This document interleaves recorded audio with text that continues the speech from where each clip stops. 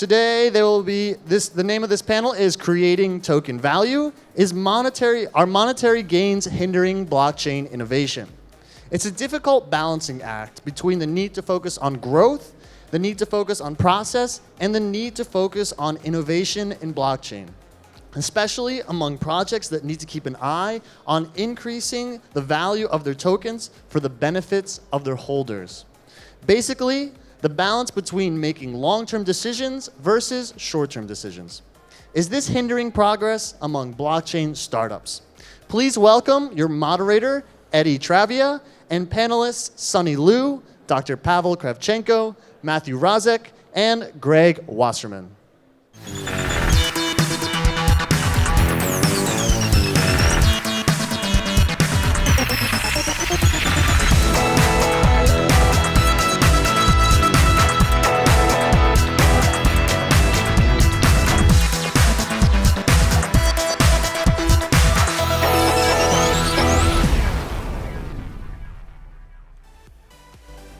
Hi, everyone. Very happy to be here. Great panel for you. I know many of you, and what we call old-timers, right, of the industry, and all doing very well in their respective fields. So let's start quickly by a brief intro. Matt, I'll let you start, please. Good afternoon, Matthew ROSZAK. I'm co-founder and chairman of Bloq. We're a blockchain technology company. And I also started investing in this space in 2013 through my fund, Tally Capital, and also proudly serve as the chairman of the Chamber of Digital Commerce, which is the largest trade association representing the blockchain industry. Hi, everyone. My name is Sunny. I'm a co-founder and CEO of VeChain. VeChain is a public blockchain platform focused on the enterprise business applications. Hi, Greg Wasserman. I head the venture business at Galaxy Digital, which is a blockchain-based, blockchain-focused merchant bank. Been investing in disruptive tech for about 20 years, ranging from Goldman Sachs to Generation Investment Management and a few other places. Flying cars too, right? Exactly. Autonomous flying cars. Pavel? Hello, everyone. My name is Pavel KRAVCHENKO. I'm from Ukraine. I have a background in cryptography, information security. I used to be one of the first team members of Stellar. The same year, in 2014, I founded Distributed Lab. And we are trying to build financial internet. Quite interesting approach to comparing to other blockchains. We believe that every accounting system in the world will be changed and will have uniform APIs, and they will be able to interconnect. So they are pursuing this via building individual products and launching individual systems. So we are selling our product, Token D, to companies that want to launch their own technology. OK, great. So we have a variety of profiles here. Just give you a quick intro about myself. My name is EDDY TRAVIA. I'm in the space since 2013. Company is called Coinsilium. Shares traded on Next Exchange in London, public listed company, and we've been investing in this space since that time. So very interesting topic, and it's a topic that you may cover sometimes when you speak about in public, and I know I do, which is token value, which has been a focus for many people, both on the people that are starting blockchain protocols, obviously, like VeChain, or people active and investing in the sector. And sometimes we look at token value versus equity value, or we look at it as an additional layer of complexity in a way. So maybe as an investor, Matt, I'll let you start off with this kind of duality between token value and equity value. If you can give your investor's hat on, and as well your entrepreneur hat on in the space, about how you deal with that. Well, I think fundamentally, when you think of a token value, you think of these digital cooperatives, meaning I contribute a resource to this cooperative, and I get something back that's valued in the barometric value of this token. And I think that business model is extremely powerful and extremely disruptive to industries and markets. And whether you think of something like distributed compute or distributed storage or any kind of distributed system, again, contributing and getting something out, I think that is going to be extremely disruptive. And look, you have tokens that are tokenizing real world assets, whether STOs and the $600 trillion of assets around the world's real estate, cap tables, bars of gold, barrels of oil, all that stuff will get tokenized. And it's easier to value that because those are traditional assets. But what is the value of this new decentralized AWS, where it's a network layer and it's provisioning resources from the different components of this Web3 layer? So valuing that is extremely difficult, but instinctively, these are massive trillion-dollar markets that are net new. So. I'm sure probably Sonny agrees with the size of the market, and as well, of course, as you having co-founded an actual blockchain protocol, you probably have this kind of relationship with maybe investors or token holders around the value of your token. So maybe tell us about your experience in that sense. Yeah, we got this kind of question all the time for sure. Yes. People always ask, why is high, why is low, why is that, why is this? Actually, I would say the valuation of a token or native token in a public blockchain platform actually represents the right of the token holder to use the resource of public blockchain platform. Right? Every public blockchain platform has a cap of TPS, or generally speaking, any kind of resources to use that. So more tokens you hold, that means more rights you can use for the network resources. For sure, the value is also linked to the demands of the network resources. Meaning if the whole blockchain network has, let's say, more and more valuable applications or valuable transactions, for sure, the value of the token will be higher. On the other hand, right now, I have to say, blockchain is still in the very early stage. When you see the price of a token, when I say price, not value, the price of token, maybe more than 95% of the price is about the speculation. Maybe 5% is about the value. So our mission, our goal, I think for everybody in the blockchain space is try to drive the value more and more to the price. That's the first thing. Second thing, I'm kind of hoping or kind of looking for a standard, like a common consensus, like how the value coming from, like what kind of formula somewhere, just like equity. Right now, if you're looking at the second-hand market like NASDAQ or new NYSE, you can see there is a formula for each company based on the profits, cash flows, P&L numbers, all of that. I'm kind of hoping there is some formula also for the blockchain tokens. For the tokens. Yeah, as well. That will give much more visibility and a clear vision of the investors, like, okay, I just need to invest the money to those good projects. And what does it mean for good projects? So Greg, you are investing with Galaxy Digital, right? But I believe you invest in equity, but I'm sure you have to look as well as a token value, because some companies you invest in may have their own tokens or be blockchain protocols, I guess. Yep. So what's your approach when looking at token value in this market? I think you have to really look at what the token entitles you to and find some mathematical grounding for calculating what that price implies, right? If it's, it might be a unit of computing power, and what's that computing power worth? Or it might represent the future value of gas for using that platform, and so what is that worth? I think part of the challenge this space has had with valuing tokens is people haven't really developed those frameworks, and it's very token by token, so they're very different depending on what you have rights to is completely different across all protocols. And I think that's resulted in a lot of the industry just looking at comps and, oh, well, this thing's $1 billion value and we're better, so we're $1.5 billion. And I think that people really need to find some sort of financial framework to value it. And I think that the point that you made in the beginning about equity versus tokens is really important, because you need to know where the value goes and who has rights to what. And how that might change over time. And so we've seen companies that have raised tokens and they've told us there's no equity, that all the value's in the tokens, and then 9 months later they come back and they're raising an equity round, and we're like, wait, I thought there was no equity.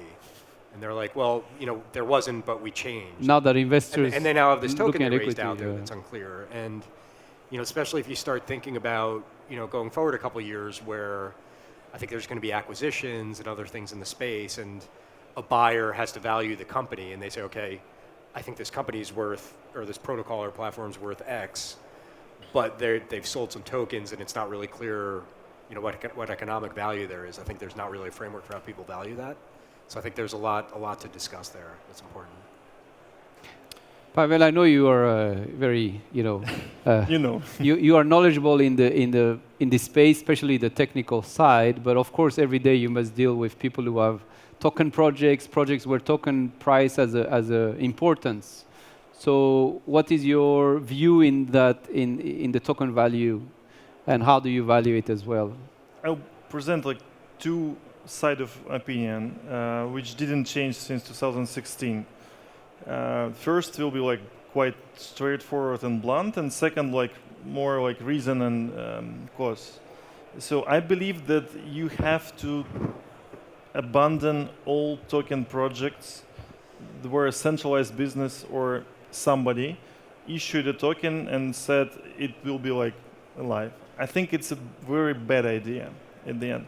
So you should not evaluate tokens. I believe that's a very bad idea too.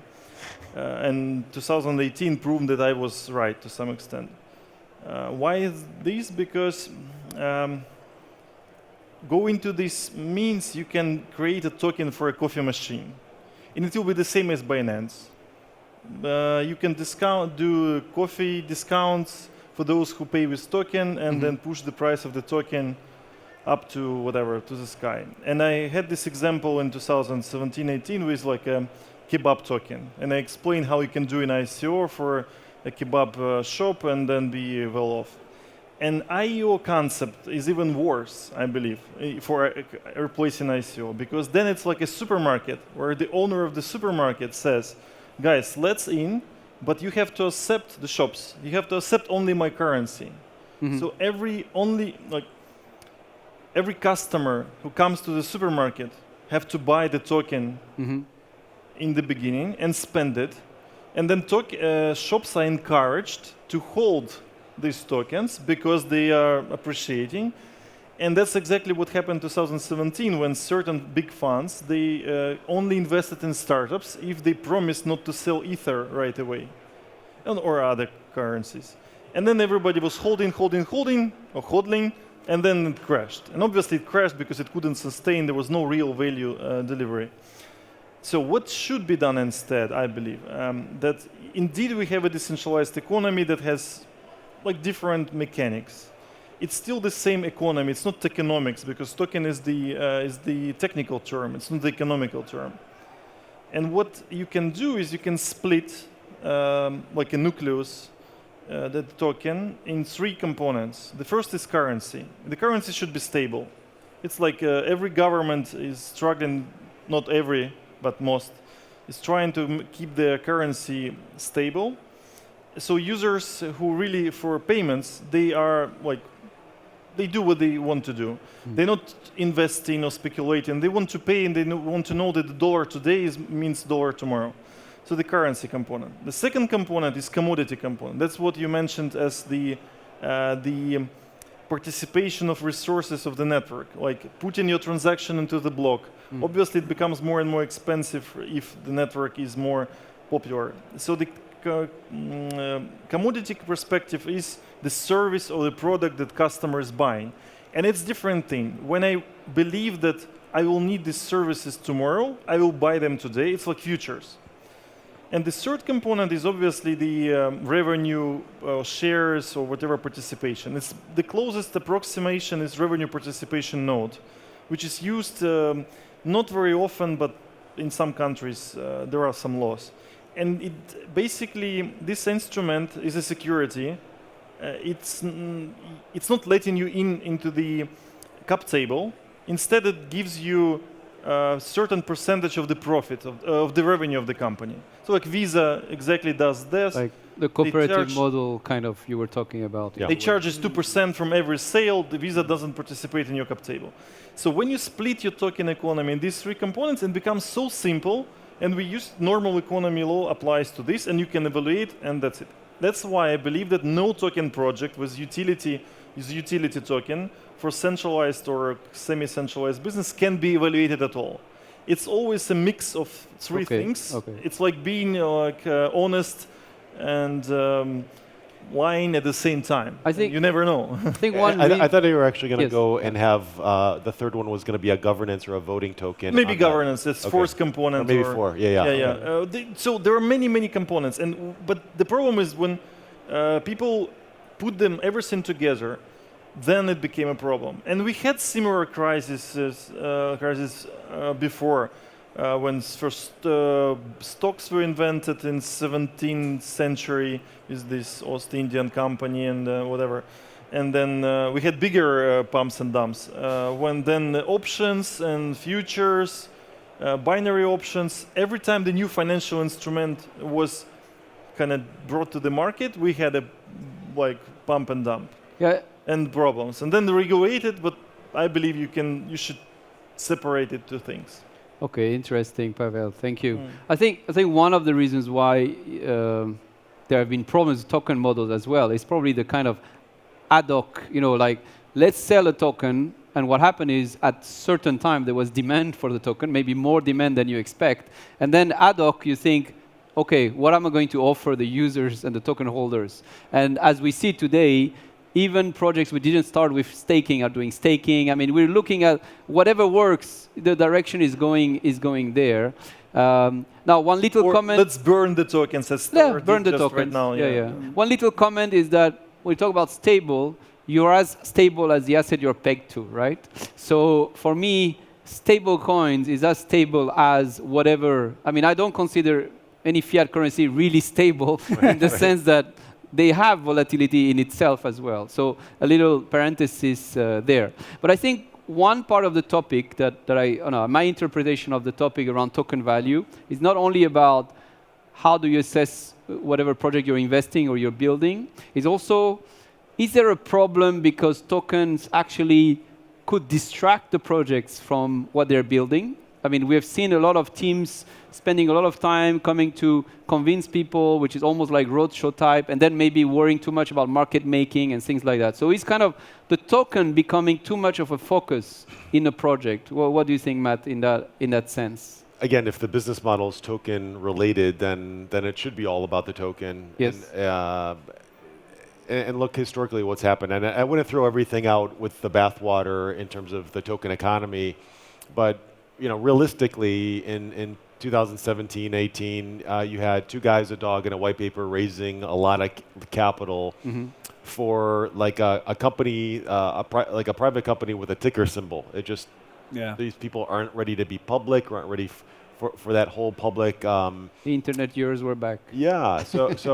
But they had a white paper, raised some money. Now they're building the tech. Some tech teams are coming up against technical brick walls, like the stuff that they had in their white paper. Many layers haven't been invented yet for them to release the technology and the protocol. And then the next backflip was the go-to-market, which a lot of these teams were just devoid of go-to-market, where you're selling to enterprise or consumers or anything else. And so that was a lot of these are different muscle groups that a lot of these entrepreneurs just didn't have. But the key thing in this was the capital formation piece.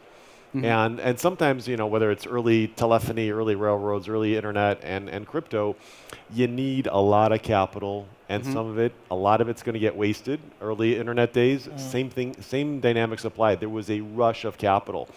Out of that bubble burst, you had a lot of tech being tested, implemented, invented that kind of develop the rails for the internet going forward. It's like if we were here talking about Uber 20 years ago, we'd be high-fiving each other, but we'd be out of luck because a lot of the technology to make Uber just wasn't invented 20 years ago. And so I think this industry is going through a lot of that pacing as well. So Sunny, you take the chance, take the risk of building a new protocol in this kind of busy market, right? How do you think that your resources or your team is spending too much time on the token, or you think that the funds are used in, how they should be used for your blockchain to progress? Okay, to answer this question, I can share, let's say, a fact I've been, or experiences I've been in the last, let's say, 3 years. I usually got the question from mostly like a media or investors to ask me the question, what do you think, which one do you think is easier, to get money from venture capitals or go through the ICOs? Like reading up the capital to get the project started. In 2016 or 2017, 90% of people would just say, yeah, ICO, it's super easy. But actually, I have a different answer. It's much difficult to raise the capital from ICO process and from the token value itself. Because the token, the money you raise from the ICO is not really, I would say it's more like debts. You gotta pay for, or you gotta pay with your future products, future services, future efforts for sure. And especially to a startup, it's super hard to manage the, diversions or distractions, the answer the questions from the different investors. Firstly, if you are like IPO companies, you already developed like at least 6 or 8 years or 10 years. You're like 100 people, like even 1,000 people. Your system, your governance is very mature, right? You got several rounds of investors to boost up your business. Everything is kind of like by natural. And usually the IPO company, you're facing one territory. You're facing that kind of investors. You got to communicate with them, whatever in Singapore, in US, in China, you know what to do. And you have a very mature infrastructure service provider to help you, like investment bank, security companies, even the SECs can give you the definition or instruction how you're going to do the communication, that kind of thing. But when you do an ICO, when you have the token in the market, boom, like you're facing the investors coming from the whole world. In 7 by 24 hours, ask you the questions in the different languages. And you're still startup. You're like still 50, 60 people, maybe 100. And you have to do your business. You have to develop your product and services. For sure, you got to spend more time to manage the relationship or communication as an IPO company to the investors. So I would say it's very, very challenging to a startup, especially. Yeah, I would add a nuance to what you said, which is it was for the amount of capital they raised, it was probably easier for them to do the ICO than go raise private capital. But it depends on the circumstance. But it's not quite debt, but they might have sold forward all their revenue or most of their revenue. And if you sold utility tokens, you're not going to get the next batch of revenue. Or if you have a totally tokenized economy, you're getting no revenue. And so you've raised your capital, but now you have no revenue model. And so I think it's the pain. I totally agree. And on top of that, we're in a massive experimentation phase. You look at what Stellar did on their burn on the token economics. You look at token valuation models. All this stuff is people are making up. There's no real good approach to this. But the capital formation, the innovation is so critical right now. It's like everybody thinks like, wait, this is it? It's a static picture. This is a movie. It's going to continue to play out, continue to innovate, and people are going to get some things really wrong, and some people are going to get things really right. But it takes capital and experimentation to get there. So, I think it's still super early days. These digital cooperatives, these token economies, are going to be some of the most valuable layers that we've seen. Yeah, and because it's in the early stage, there's no such kind of best practice or standard to tell you what is the best way to do that. You gotta explore by yourself. That's where it is. Yeah, I mean, look at all the Ethereum killers, right? And everybody wants a faster transaction per second. Everybody's like, oh, now proof of stake and all these things. These are all experiments, and they're fantastic. And the ones that are going to show some signs of life, some green sprouts, are going to get more sunlight and water, and they're going to continue to grow. Others are going to emulate them because this is open source. So if somebody actually cracks the code on that, someone's going to photocopy that and say, well, thank you for cracking the code. Now I'm going to do this with a better go-to-market. So I think the real show is in front of us. We're still in this massive experimentation phase, and we're seeing that with every storage provider, every EVM provider. All these things are still wet cement and have a long way to go. So, everybody's like, well, it's a big speculative game, and that's where we are. It's the early phases of any industry. It's massively speculative. Yeah, and anytime you have a business model or a financing model that's this disruptive, you're going to go through these cycles, and a lot of things won't work, and people will figure it out, and you start figuring out the next generation. Yeah, and it's such an extraordinary opportunity is that you want to be a part of that. You want to have the front row seat, and it's like being a venture investor, being an entrepreneur in the space. It's not all going to work out, but you need to participate, and it starts developing a heat map for you of what's working, what's not working, and then you kind of focus on what continues to work. Yeah. And on top of that, usually the regulation or compliance usually running behind. Yeah. You got to do something or try something first, and then the regulations start to like, okay, wait a moment, we should regulate that. And usually they don't know how to do that. They got to buy more time or try to study more, and then come up with compliance or regulation, whatever. So this kind of gap or like mismatched steps is always there. You got to, my experience is, still continue to like focus on what you can do, what you want to do. Eventually, you find your own purpose, and ride with the entire business, entire industries. Yeah, and then the other piece is like existing platforms, big networks, whether it's Uber, Facebook, Amazon, Apple, whatever. When they start instrumenting tokens in their networks, it'll be really interesting to see how those economies develop. And not that there's some conspiracy, but if you look at Kin, Libra certainly, and then Telegram, these are messaging broadly defined because Facebook is a big messaging platform. 2.4 billion people in that universe.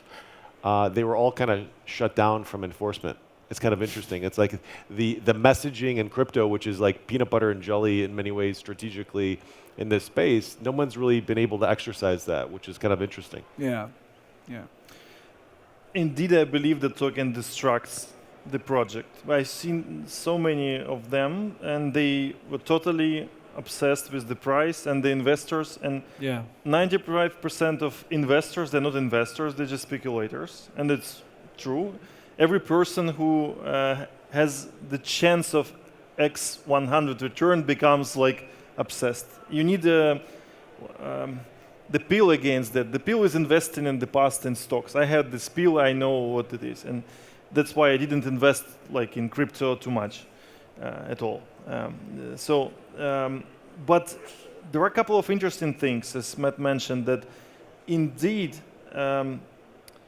we are going to see a lot of innovation in the space of motivation of and involvement of users in the ecosystem. And Bitcoin is like a great example when a new economy appeared, and people said that let's join this economy because it's freedom, because it's easier, less regulation, we want to do what we want to do.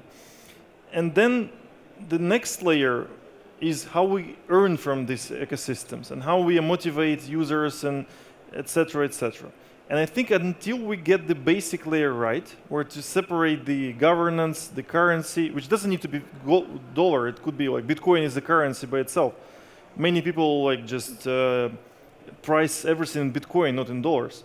So governance, the currency, commodity, and ownership, participation in revenues. If you've done the basic layer right, it's like then you can move to the next layer. How do I motivate users? With what I will motivate them? With currency, or with commodity, or with some kind of loyalty, or with whatever? And that's a huge problem, and nobody knows the answer. So if you want to some insights about this, just read the Hayek's book, Decentralization of Money. And there was just the question of currencies touched. Mm-hmm. And obviously, decentralization helps here because it enforces that nobody can stop your business from operating. And there will be separation of businesses that won't be compliant with existing regulation and businesses that don't.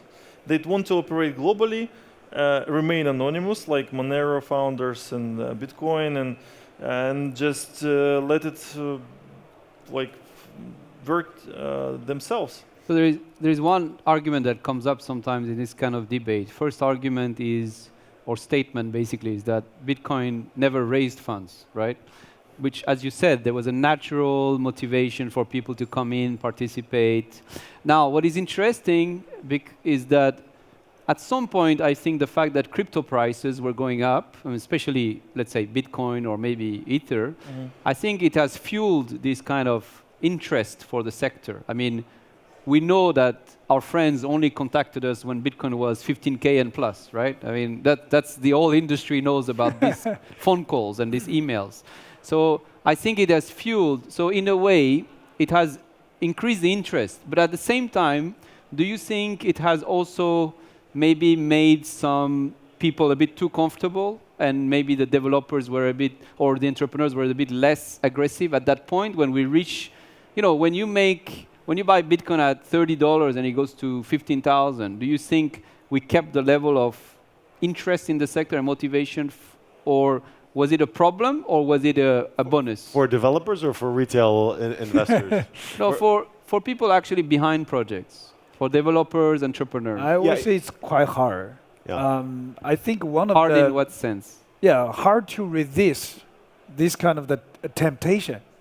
Like you don't of relaxing, of Yeah, leaving the project. Yeah. That's so what you mean? eventually you gotta go back to why you want to do this. Why you want to Yes, do this project? Yes. And some of them bubbled up so high, it's like even if they built what they were white papering, it's not going to even achieve that steady state value. It's like they kind of went over their skis in certain valuation dynamics. But yeah, it But that's a definitely- problem for investors, isn't it? Yeah, I mean, like a lot of the developers thought that this was easy money, and Yeah. you know, oh, it's it's easy for me to get funded. I just go, stick a white paper out there and tell people what tech I'm building and raise some money, and then I launch my network, and 6 months later it's up 10x. And Yeah. people got this view that you raise a round, and 6 months later you go mainnet, and everything goes up 10 or 20x, and that's standard. And if you have a traditional investment background, you're like, that's crazy. Nobody makes those kind of returns consistently. And when you end up raising at a high price and it comes crashing down, that's very bad. And look at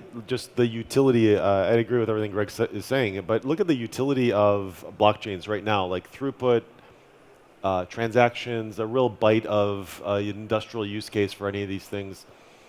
Besides Bitcoin or whatever, there's not really something I could point to say, look at the transactions on this one, look what's happening. Everybody's still hustling, trying to build out use cases, industrial use cases. But blockchains haven't really taken on that bite. You could say DeFi and Ethereum, and there's $500-600 million in total value locked there, and kind of as the root of what's in these smart contracts and some of the lending and interest that's being earned. But right now it's hard to point to stuff because we're in this phase of the industry. And I think that there's also a large chunk of activity that's happening off the public chains on private permission, right? Yeah. Yep. Some of the supply chain stuff is on Hyperledger, and you don't see that on the token side. Right. So to conclude the panel, maybe quickly from each of you, let's look at exactly where do you see blockchain innovation having a large impact in the next maybe 2-3 years. So let's start with you, Matt. I mean, the most basic one is Bitcoin as a store of value continues to be a freight train of momentum and brand recognition and kind of a narrative price narrative cycle. That's the easiest, most pedestrian answer anybody on this panel could give. Outside of that, we're still innovating. The heat map is still literally forming in front of our eyes. Okay. Sunny? I would say I agree with Matt. Even like Bitcoin is considered the store of value, but I would say the blockchain can do much more than that. Especially blockchain technology in terms of supply chain management, traceability, food safety. There are lots of use cases. There are lots of business applications out there can generate the value. So I would say the next focus will be more how do we drive the technology to generate the business value. Like people really think, I have been doing like a CIO before I do my startup. All of the IT system has a purpose. which course, is yeah. either improve the efficiency, either reduce the cost. Mhm. And then you can find the value. I would say the blockchain is no different than others. Sure. Then we just need to figure out how to generate the business value out of the technology. Okay. I think on the Bitcoin piece, I think the major theme we see is institutional adoption, and that just keeps going. Mhm. The other use cases quite interested in are institutional financial applications, so using blockchain for things like securitizations, managing syndicated loan portfolios, treasury management, payments, a lot of those uses. And then enterprise around supply chain management and legal contracts and things like that. Great, thank you. Pavel, where do you see It's an innovation? interesting question because like Bitcoin itself, it's the future is uncertain because from the first perspective as censorship-resistant money, first in the world, it has a great future for areas which have to be censorship-resistant. And obviously, it means contra with regulation because that's how it is. So I don't really believe in institutional adoption because it means that then Bitcoin will become not censorship resistant with all this KYC, AML, and you're stuck with something that some way has value and you don't have this feature anymore. Then it should crash to zero. The other option is then it will be like prohibited, blah, blah, blah, and then it will become really like a great thing for all censorship-resistant applications, and value could be anything. But that, again, that's a political problem. From the other side, blockchain is a combination of digital signature, hash, and the consensus. And all of them are already developed independently. Digital signature for like 30 years, hashes for 30 years, consensus algorithms for some years, but not really been used, except military systems. So, and everywhere where you need to do reconciliation and prevent double spending, there will be blockchain inside. It's like we have radio waves in every smartphone, every mic, everywhere. So it won't be really, but there is no radio wave industry as it is. So we can't invest in radio wave industry. You invest in a particular product. So I think we will run out of blockchain conferences at some point. It will start industry-specific conferences. But Bitcoin, as the currency, might be another. I think it has to adopt to attempts to delink, to identify everybody, like chain analysis and Crystal. It has to adopt techniques from from Zcash and Monero. Otherwise, it will lose its censorship resistance feature. So that's an interesting point. And obviously, many people are against the anonymity techniques. It will ruin their mining business. So it's like interconnection of things, and nobody knows what will happen. Okay. Well, thank you very much for your answers. And time is up. And we'll move to the next panel. Thank you very much. Thank you.